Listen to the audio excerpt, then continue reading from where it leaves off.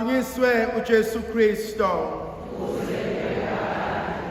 Namhlanje ithandwa zami bengifisa ukuba sibuke ivangeli lika Lucas chapter 17 verses 5 to 10. Abapostoli bathi enkosini, Nkosi sandisele ukholwa kwethu. Kunezinto ezimbalwa esizizwa kuthiwa abafundi bakaJesu bake baya kuyena bayoyicela. Abanye bathe, Nkosi sifundise ukukhuleka. uJakobe noJohanisi kanye nonina bathi kuyena, Nkosi vumela oyedwa ahlale kwesokunene omunye kwesokhohlo embusweni wakho. Lokhu kungenza ukuba ngicabanga ukuba uJesu ube umuntu okulula ukuba usondele kuyena, futhi ube umuntu okulula ukuba uyocela kuyena. Ingakho namhlanje uma abafundi abapostoli bethi, Nkosi ake wandise ukukholwa kwami, buzo wami oqala uthi, wena ufunani enkosini? Namhlanje yini oyiswelayo? Yini oyiswelayo for yourself? Yini oyiswelayo obonayo ukuthi mangasane kube khona lokhu ngingakwazi ukuqhubekela phambili empilweni? Yikuphi ongathi mangasane kulungiswe impilo yami ingaba ngcono? Yikuphi othi mangasane kususwe mhlambe ngingakwazi nokuphefumula? Iziphi izinto obhekene nazo? Iziphi izinto olwisana nazo emphefumulweni wakho, empilweni yakho, enhlizweni yakho, ongathi Nkosi nakhu engicelayo? More than anything, lokhu ngiyakuswela. Evangelini lika Marcus, uJesu uyambuza uBartimaeus uthi, wena ufuna ngikwenzeleni? Sebekhulume konke, sebekusho konke, sawuzame konke, yini lena oyiswelayo? Iphuzu lami lesibili, lamadoda athi, Nkosi yandisa ukukholwa kwami. Mhlambe bengizothi, Nkosi ngicela ungiphe ukholo oluqinile. Nkosi ngicela ungiphe ukholo olujulile. Akuve kulula kwesinye isikhathi ukulahlekelwa ukukholwa. Akuve kulula ukudideka endleleni. Akuve kulula ukudikibala enkonzweni kaNkulunkulu. Abave bebaningi nabantu abasusayo enkosini.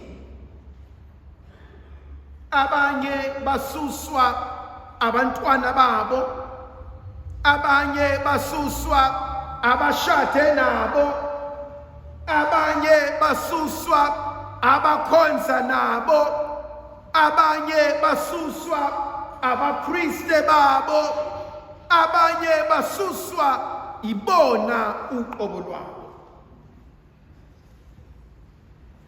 Khona umzekeliso engike ngawusho ngaphambilini.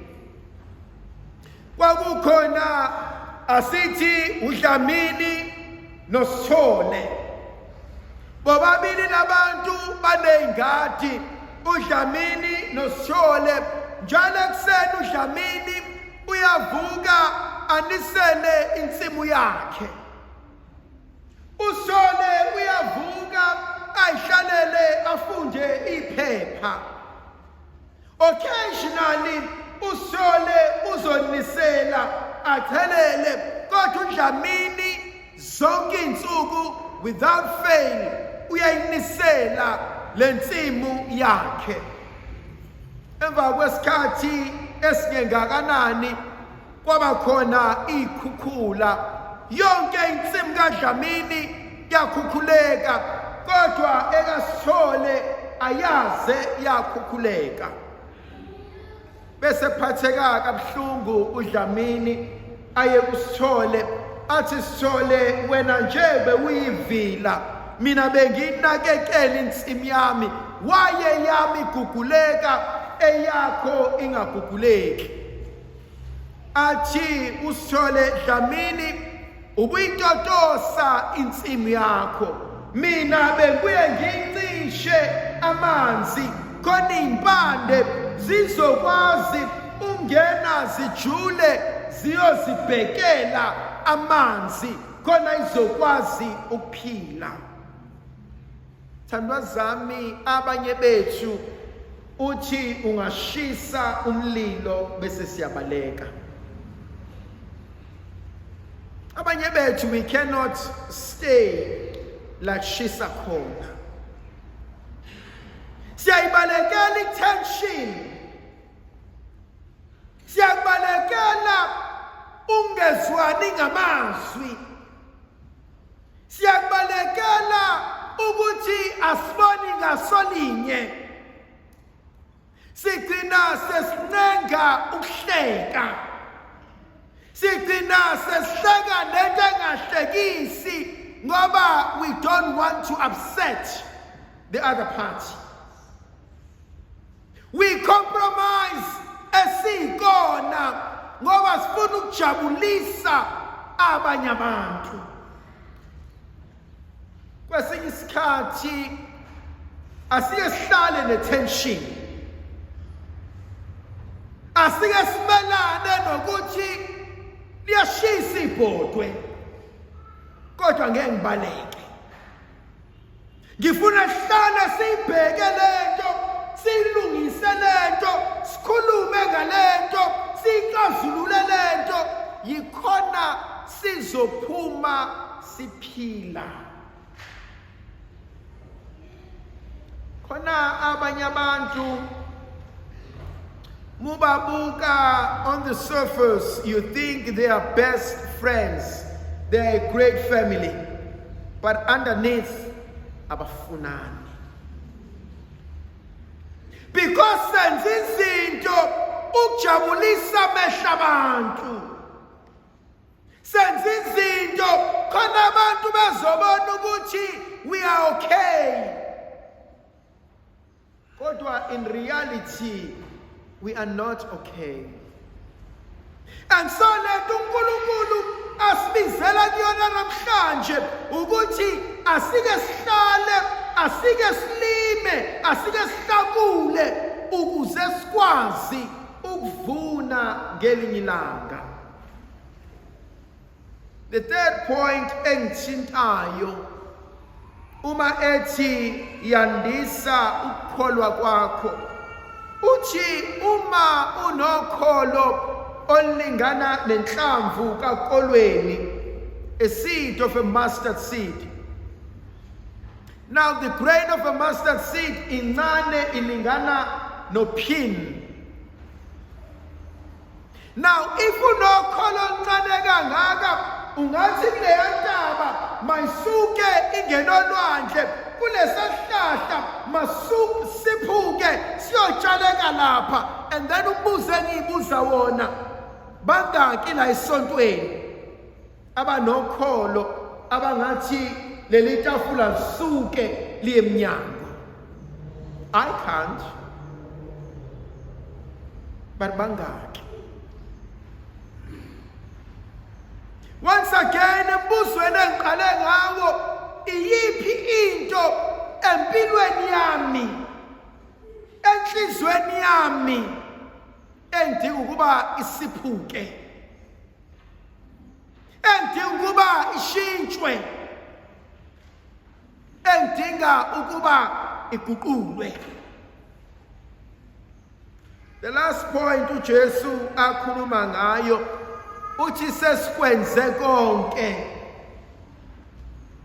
Lilodwa igama eswele ukuba silisho, kakade Nkosi ngisebenzisakho. Kunento engiyithanda ngendlela eyisimanga. Akuve ngithanda ukubona umntwana osanda kuzalwa, particularly on the first day. Ngiyayibuke lesi simanga kuwo wonke ama-cases engiyeke ngawabona.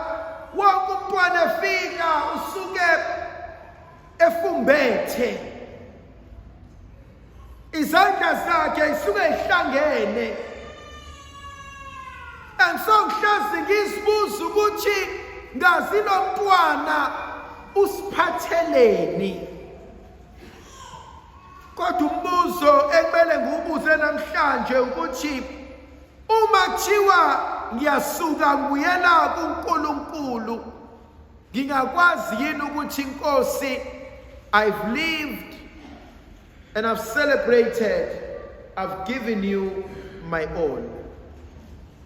Ngikwazileni ukuphila nganikeza uNkulunkulu konke lokhu ayicele ukuba ngizokwenza.